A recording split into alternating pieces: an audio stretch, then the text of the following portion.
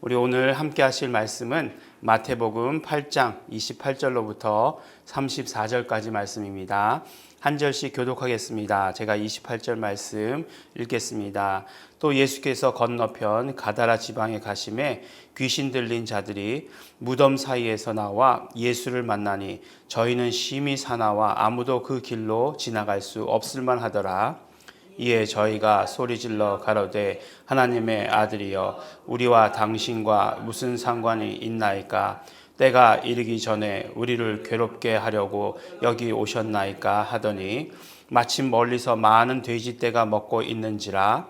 귀신들이 예수께 간구하여 가로되 만일 우리를 쫓아내실진대 돼지떼에 들여보내소서 한데 저희더러 가라 하시니 귀신들이 나와서 돼지에게로 들어가는지라.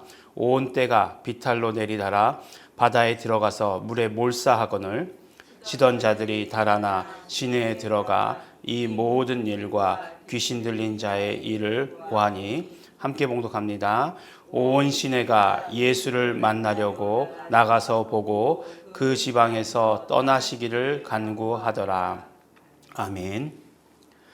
네, 오늘 말씀은 우리가 굉장히 잘 아는 이야기입니다. 바로 군대 귀신, 군대 귀신 들린 자가 바로 그 돼지떼에 들어가 가지고 돼지 2,000마리가 몰살한 그런 이야기입니다. 돼지고기를 좋아하는 사람들은 참으로 안타까운 그런 말씀이기도 합니다. 근데 사실 이 말씀, 오늘 말씀에 보면 군대 귀신이란 말도 안 나오고 그러는데 2,000마리라는 이야기도 안 나오죠. 근데 이렇게 자연스럽게 우리가 알고 있어요. 어떻게 알고 있을까요? 다른 복음서에 그렇게 기록되어 있으니까. 이 말씀도 우리 공관복음서에는 다 기록되어 있는 말씀입니다. 마태복음에 기록되어 있고 마가복음에 5장 1절로부터 20절까지.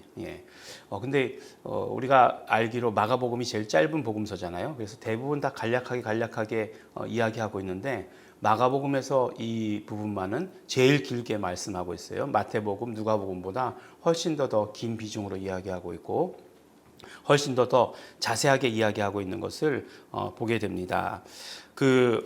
귀신 들린 자 이렇게 얘기하는데 마가복음에는 악한 귀신, 더러운 귀신 들린 자 이렇게 이야기하고 있고 거기서 이제 군대 귀신 들렸다. 왜 군대 귀신이냐? 수가 많기 때문이다라고 이렇게 이야기합니다. 근데 그 군대라고 하는 것을 이제 헬라어로 레기온이라고 하는데 레기온은 어느 정도의 그 군대 단위를 말하는 거냐면 6,000명 정도. 6,000명 정도의 군대 단위를 말하는 것이에요. 그러니까 한 사람에게 6,000마리가 들어가 있다. 생각해 보시기 바랍니다. 정상적인 삶을 살 수가 없는 거죠. 근데 오늘 또 마태복음의 말씀에 보면 다른 복음서들은 그 한 사람에게 군대 귀신이 들렸다 이렇게 얘기하고 있는데 우리가 마태복음 말씀을 자세히 읽어보면 귀신 들린 자 둘이 이렇게 나와 있어요. 그러니까 또 다르죠. 다른 이야기죠. 이렇게 조금 그 차이가 있죠. 표현의 차이가 있습니다. 그래서 귀신 들린 자가 둘이 있었고 그들이 이제 예수님과 대화하고 예수님께서 그 귀신들을 쫓아주시는 것으로 기록되어 있습니다. 근데 뭐 그런 차이가 있다라고 하는 것, 그런 차이가 있다라고 하는 것을 우리가 기억하시기 바랍니다. 근데 사실 우리가 새벽기도에 큐티를 하다 보면 한 가지 또 어려운 점이 무엇이냐면 그날 그 본문만 본다는 거예요. 그죠? 그날 그 본문만 보게 됩니다.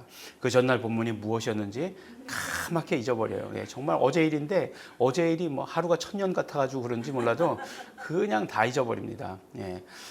근데 중요한 것은 무엇이냐면 항상 우리가 이렇게 또 말씀을 읽으면 그 말씀이 이제 마태복음 전체에서 또 8장에서 우리가 읽은 대로 하면 어떤 위치에 있는지를 아는 것도 굉장히 중요합니다. 그러니까 계속해서 예수님께서 이제 산상수훈의 말씀을 마치시고 그 다음 하신 일이 뭐죠? 사람들을 병자들을 고치시는 일을 계속해서 했어요. 그래서 그 다음에 나온 것들이 다 병자들을 치료하시는 이야기가 나옵니다. 오늘 말씀 다음에는 어떤 말씀이 나올까요? 오늘 말씀 다음에도 바로 이제 중풍병자, 뭐 계속 처음에도 중풍병자고, 이제 근데 중풍병자인데 약간 상황이 다른 게 뭐냐면 이제 친구들이 중풍병자를 데리고 오는 거죠. 그래서 이 중풍병자를 치료하시는 내용으로 되어 있습니다. 그러니까 치료하시는 내용으로 9장까지 이렇게 연속되는 것을 보게 되는 거예요. 그러면 우리가 생각할 때 예수님께서 이 군대 귀신 들린 자를 쫓아주셨다. 뭐 편안하게 이렇게 얘기해서 군대 귀신 들린 자들을 쫓아주셨다. 라고 이야기하는 것은 결국 무엇이냐 하는 것. 이것은 바로 예수님께서 이 사람들을 치료하신 것이다. 라고 하는 것을 우리에게 말씀해 주시는 것이에요. 그러니까 귀신 들린 자에게서 귀신을 쫓아내 주셨다. 우리를 치료하셨다. 라고 하는 것을 우리는 알고 있어야 됩니다. 그러니까 우리가 예수님께서 치료하신 것을 보면 그 앞에서도 치료하실 때 이야기했지만 많은 귀신 들린 자들이 왔다라고 얘기했는데 귀신 들린 자들을 쫓아주니까 병이 치료됐다라고 이렇게 표현하시고 있는 부분들을 우리가 보았잖아요. 마찬가지로 귀신 들린 자에게서 정말 그 군대 귀신 아무리 많다 할지라도 그런 어떤 군대 귀신 들린 자들에게서 예수님께서 귀신을 쫓아주셨다라고 하는 것은 그 사람을 치료하셨다라고 하는 것을 이야기해 줍니다. 그러니까 그 사람을 치료하셨다라고 하는 것을 우리에게 말씀해 주시면서 그 다음에는 이제 여러 가지 이제 뭐 해석을 붙일 수 있는 거죠. 그 돼지떼 2,000마리가 그 시가로 얼마였을까요? 예, 알 수 없죠. 뭐 요새 돼지 시세가 어떤지 요새 돼지 시세는 아프리카 돼지 열병 때문에 굉장히 떨어져 있다. 뭐 이렇게 이야기를 하고 있는데 어쨌든지 간에 2,000마리다 그러면 그건 상당한 수. 그 당시에 2,000마리다라고 하는 건 상당한 수였을 것이에요. 그러니까 뭐 어떤 한 영혼을 치료하시기 위해서 그만큼의 가치를 그만큼의 대가를 지불하는 것 아무것도 아니다. 네. 근데 사실 뭐 그렇게 뭐 대가와 이렇게 비교하는 건 별로 뭐 마음에 들지 않지만 어쨌든 그렇습니다. 예수님께서는 바로 이 말씀 가운데서 알 수 있는 것이 무엇이냐면 이제 그런 말이 있잖아요. 귀신들이 귀신같이 알아본다. 이렇게 얘기하잖아요. 사람들은 예수님이 누구이신지 이때만 해도 잘 몰랐어요. 그래서 뭐 선생이시여 뭐 이렇게 하고 다 선지자 중에 하나다라고 이렇게 얘기했는데 귀신들만 어떻게 이야기합니까? 소리질러 가로되 하나님의 아들이여. 예, 정확하게 누군지 알고 있잖아요. 예, 하나님의 아들이여 라고 이렇게 이야기하고 있어요. 때가 이르기 전에 어떻게 때가 이르기 전에 오셨습니까? 예, 예수님의 때도 다 알고 있어요. 예, 그러니까 예수님 그 십자가 사건이 예수님의 때인지도 다 알고 있다라고 하는 것이에요. 그리고 돼지 떼들에게 들어갈 것을 먼저 구한 자도 귀신들이에요. 예, 그래서 예수님께서 돼지 떼가 있으니까 그리 들어가라 그렇게 하신 게 아니에요. 마침 돼지 떼가 있으니까 우리를 저리로 보내주십시오 하니까 그리로 들어가고 그 다음에 들어가서 잘 살 줄 알았는데 갑자기 달려가더니 절벽으로 내려가가지고 바닷가에 다 떨어진 거죠. 이렇게 막 그냥 그 다이빙하는 순간 얼마나 장관이었을까. 네. 생각이 들기도 합니다. 네, 어쨌든지 간에요.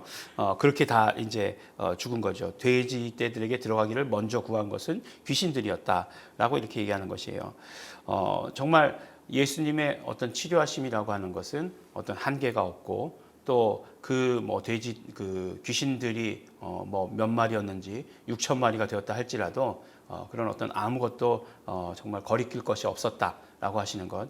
예수님의 능력은 그 또한 그 악한 영들에 대한 그런 모든 능력은 무한하시다라고 하는 것을 어떤 그 한계를 지을 수 없다라고 하는 것을 우리에게 그대로 보여주시는 그런 말씀입니다. 근데 예수님의 이런 어떤 치료하심에 대해서 사람들은 달랐죠. 네, 사람들의 반응은 달랐어요. 신기해서 많은 사람들이 몰려들었지만 그러나 그 중에서 발언권을 가진 사람이 누구였겠습니까? 돼지떼의 주인이었겠죠. 그러니까 돼지떼가 이렇게 자기 돼지떼가 죽었으니까 예수님에게 뭐라고 말씀하시냐면 떠나시기를 간구하더라라고 이렇게 얘기하고 있는 것 보게 됩니다. 어떻게 보면 성경에서 나오는 여러 이야기들 중에서 이런 이야기들은 굉장히 슬픈 이야기죠. 예수님께서 이적을 행하시고 정말 사람을 살려놓으셨는데 사람들은 그 예수님을 배척하는 거죠. 예, 그 예수님을 배척하는 이런 모습을 보게 됩니다. 이것이 세상의 모습이라 하는 것을 그대로 적나라하게 포장하지 않고 그대로 우리에게 보여주신 것이고 그 다음에 이 모든 사건을 통해서 예수 그리스도가 하나님의 아들이시고 능력이 있으신 분이시고 예수님은 결국 모든 그런 어떤 사건 가운데 사람들을 치료하시는 것에 관심이 있으셨다. 영혼을 구원하시는 것에 언제나 관심이 있으셨다. 사람들은 지금도 그때나 지금도 다 물질적인 것에 관심을 가지고 있는데 예수님만은 그 사람을 치료하시는 것, 그 사람을 구원해 내시는 것, 그 사람을 건져내 내시는 것에 관심이 있었다라고 이렇게 말씀을 하시는 것입니다. 나중에 이 사건의 결론이 이 사건의 어떤 결과가 어떻게 될지는 그때 가서 우리가 말씀을 통해서 함께 나눠보도록 하고 어쨌든지 간에 이 사람들은 온전한 사람들이 되었다, 멀쩡한 사람들이 되었다라고 하는 것을 성경 말씀을 통해서 우리에게 알려주시는 것입니다. 우리가 이런 말씀을 들으면서 첫 번째로 예수님 우리 능력 있으신 분이시다. 우리가 따르는 예수님, 우리의 구주 되시는 예수님 능력 있으신 분이시다. 이것들 아는 것은 굉장히 중요하고요. 또 한 가지 예수님께서 오로지 유일한 관심은 영혼에 대한 관심, 회복시키시고 치료하시는 것에 대한 관심이 있었다라고 한다면 우리도 그런 것에 대해서 그것에 대해서만 온전히 관심을 가져야 된다라고 하는 것을 오늘 우리가 말씀을 통해서 깨닫고 알 수 있는 부분입니다. 또 우리가 그렇게 결단해야 되는 부분이다라고 이렇게 생각을 합니다. 우리도 마찬가지로 세상과 마찬가지로 오직 물질적인 것에만 관심이 있고 그렇다라고 한다면 안 되는 거죠. 오직 정말 우리가 예수님께서 하셨던 것처럼 영혼에 관심이 있는 사람. 그래서 오늘 하루는 적어도 우리의 이웃의 영혼들을 돌아보면서 그 영혼에 관심을 가지고 우리도 예수 이름을 우리가 가지고 있기 때문에 우리도 그러한 무한한 능력이 있는 그런 사람들입니다.